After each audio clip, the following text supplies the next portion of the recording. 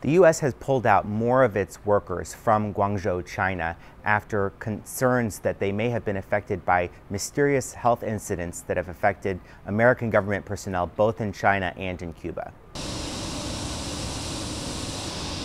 Initially, the U.S. said it had pulled one worker out of China. Now we know that a number of additional workers have been taken back to the United States for further medical screening.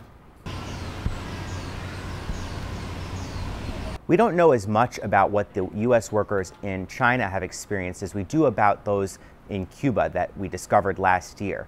But generally, people are experiencing different types of ailments, symptoms involving headaches, hearing different sounds, and other problems with concentration that have led to testing of their neurological systems. At least one U.S. worker who has been pulled out of China has been found to have mild traumatic brain injury, known as concussions. That's the same diagnosis that was given to many of the U.S. workers who were pulled out of Havana, Cuba. The U.S. doesn't exactly know what's happening or if somebody or a country is behind it. But we do know that China says it was not involved, doesn't know what has happened, and is trying its best to get to the bottom of it.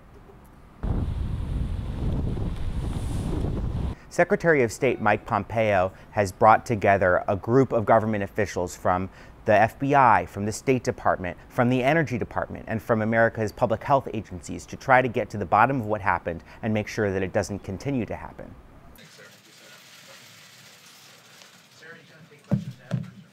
The State Department has sent a medical team to China to do evaluations at our embassy and consulates there to see if anybody shows up with concerns. If they do and there's reason to be concerned, they're being brought back to the United States for further medical treatment. A U.S. official tells the Associated Press that the University of Pennsylvania in Philadelphia is where all of these patients are being screened.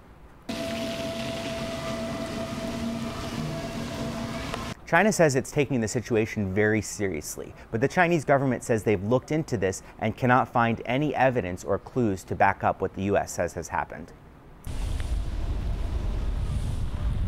The concern here is that this had appeared to be restricted to Cuba.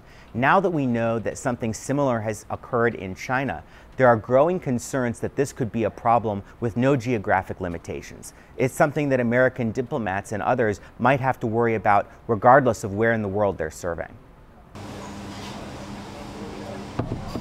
This comes at a really fraught time for U.S.-China relations, with concerns over trade policy as well as the upcoming summit with North Korean leader Kim Jong-un in Singapore. China has been very central to the whole North Korea debate, and there are concerns that a further rift in U.S.-Chinese relations could make a lot of Trump's priorities in Asia a lot more complicated.